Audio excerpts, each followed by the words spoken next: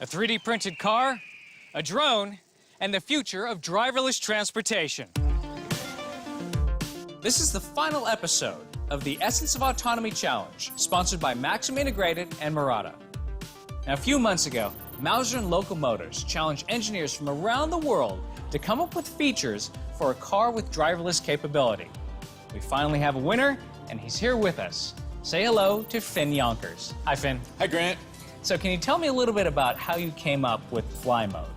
So the main thing with fly mode is I wanted to kind of flip the notion of autonomy on its side. So by introducing the element of flight, you're actually increasing the sensory experience of travel, giving you a viewpoint that's out of context. So you're not really inside the vehicle anymore, you're outside of it, and it gives you plenty of opportunities to expand on the experience.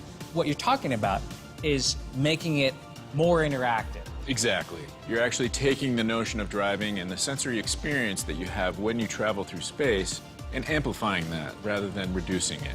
You're not just along for the ride. We're there to make the ride even greater.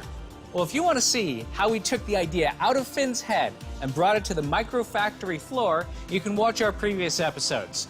But for now, I think it's time for a test drive. Oh, it's time for a ride. All right.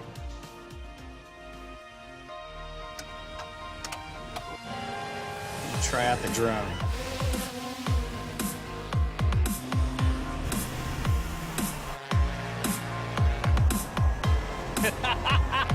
That's awesome.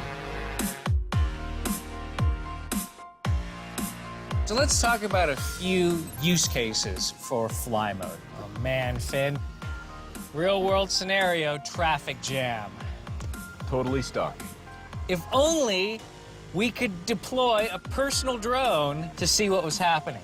I think we have that. I think we do. Anyone who has a smartphone and has tried to anticipate the traffic with whatever app that's out there has been let down. It doesn't look like a promising situation. I think we might have to take a detour. Let's talk about other types of vehicles, say a farm vehicle. The same principle applies. You're able to see outside your normal field of vision, and you're able to check on the growth of your vegetation.